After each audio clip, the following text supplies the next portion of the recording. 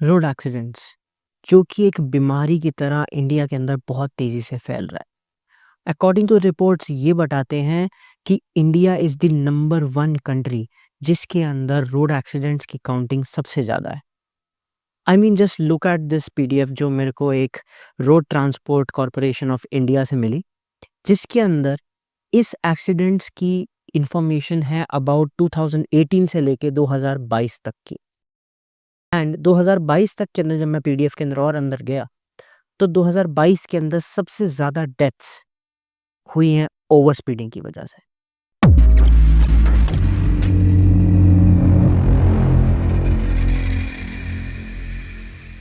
Hello दोस्तों, welcome back to another case, another episode with me. आज का case हो सकता है किसी हॉरर स्टोरी या कोई हॉरर जॉनरा का नहीं हो, लेकिन इस केस के कॉन्सिक्वेंसेस इतने भयानक थे कि वो किसी हॉरर स्टोरी को भी मात दे सकते हैं।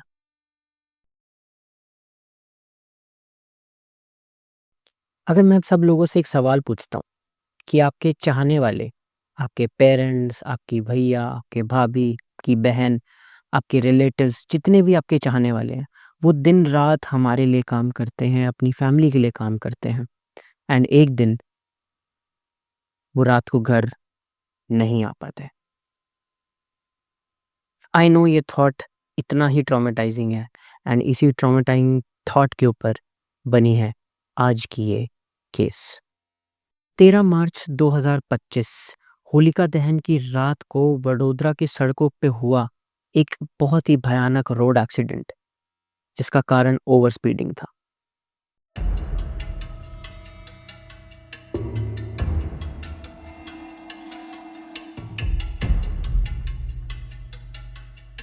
ये लड़का अपनी गाड़ी से बाहर निकलता है और चिल्लाता है अनदर राउंड एंड ओम नमः शिवाय। ये पागल है साला, मेरा कुछ नहीं है, वो चला रहा था। Another round, another round, another round, another round, another round. क्या हुआ? Another round, Nikita. ओम नमः शिवाय, ओम नमः शिवाय। आप साफ साफ देख सकते हैं इस लड़के के चेहरे के ऊपर कि इसे बिल्कुल भी होश नहीं है कि इसने क्या कर दिया है। I mean he is either drinking और इसने या तो कोई ड्रग्स जैसी कोई चीज़ कंज्यूम करी होगी, वो भी एक ऐसे स्टेट के अंदर जहाँ पे ये सारी चीज़ें इल्लीगल हैं। और भगवान जी का सहारा लेके ओम नमः शिवाय वो चिल्लाता है ताकि वहाँ के लोग उसे रॉन्गली आइडेंटिफाई ना कर ले।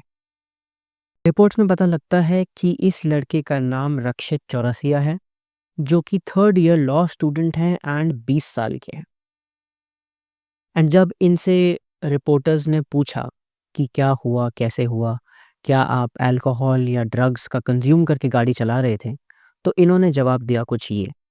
एक क्योंकि कारेली बाग चौराहे पे चौकड़ी पे आप देखेंगे कि गड्ढा हुआ है, और हम लोग जब राइट लेने का स्पेस था उस टाइम एक स्कूटी थी और एक कार था। उसके बाद जैसे ही हम लोग अंदर घुसे तो कार छू गई और एयर बैग खुल गया। जैसे ही एयर बैग खुला कुछ आगे का दिखा नहीं और गाड़ी अपने आप ही डीरेल हो गई।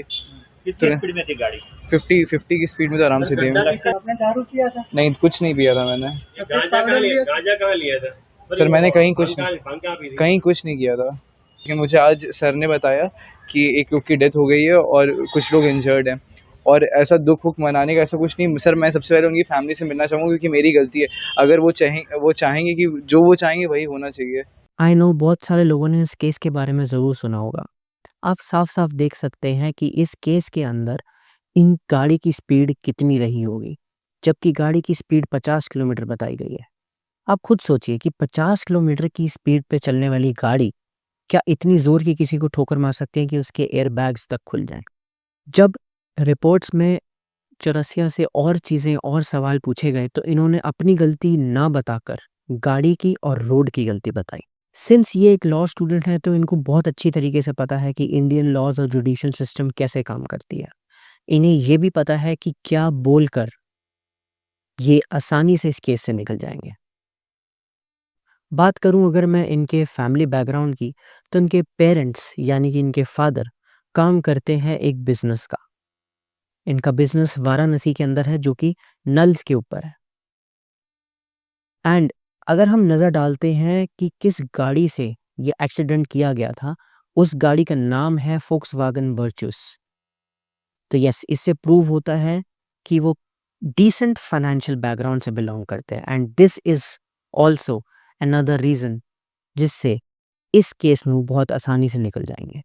रिपोर्ट्स में पता लगता है कि टोटल 8 विक्टिम्स थे जो इनकी ओवर स्पीडिंग का शिकार बने, एंड इनमें से एक विक्टिम हिमानी पटेल, जो कि होली के लिए शॉपिंग करने आई थी बाहर, उनकी डेथ हो चुकी है।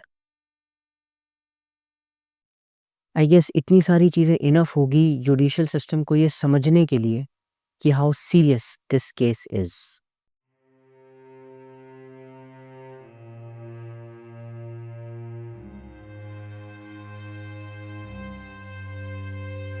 ऐसे कितने केसेस होंगे जिनके ऊपर सीरियसली कभी बातें की ही नहीं जाती। लाइक रिसेंटली अभी केस हुआ था पुणे के अंदर, जहाँ पे सिर्फ 300 पेज का ऐसे लिख के उस बच्चे को छोड़ दिया गया था। एक तरफ तो हम 40 FIRs करते हैं एक बंदे के ऊपर, एक कॉमेडियंस के ऊपर, एंड दूसरी तरफ नो अवेयरनेस, नो इन्फॉर्मेशन, जबकि वो ऐसे केसेस हैं कि वो इंडिया को बेटर बना सकते हैं। ओवर स्पीडिंग वालों के लिए तो हम सिर्फ एक ही चीज़ बोल सकते हैं कि कोई ना कोई आपका, हमारा, हम सब का एक अपना होगा जो रात में घर में आप सबका इंतज़ार कर रहा होगा। वीडियो अच्छी लगी हो तो लाइक एंड सब्सक्राइब करना।